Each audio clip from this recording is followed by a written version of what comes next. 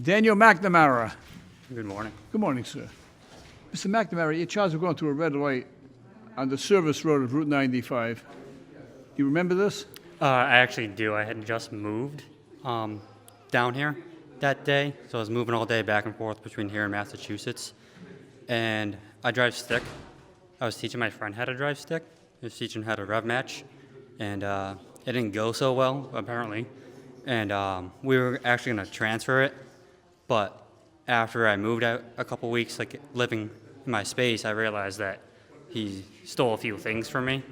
He stole? Yeah, he stole I have an engraved pocket watch from my grandfather, and he stole that. And then I stopped being friends with him, and my grandfather actually passed too, so now I don't even have that or a friend.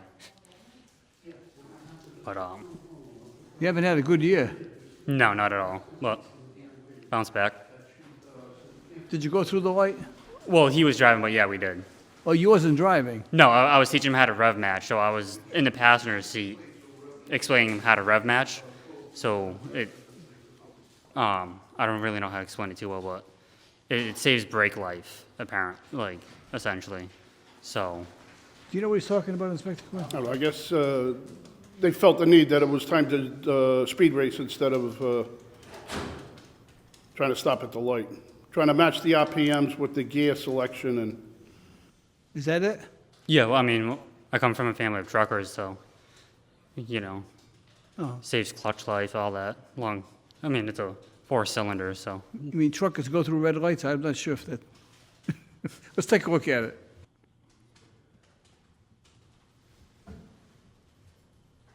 It wasn't a good teaching lesson, I can tell you that. It was awful. Do you let your friend drive often?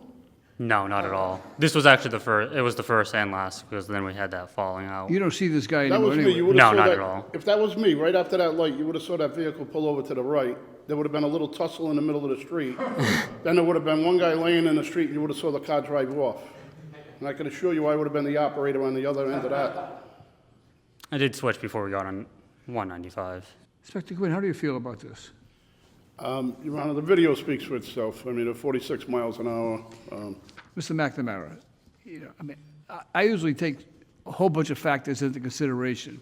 But in all fairness, right, and I'm not trying to denigrate you or for any other reason, there's very little that you said that would lead me to say, gee, I got to take that into consideration. I should give this guy a break.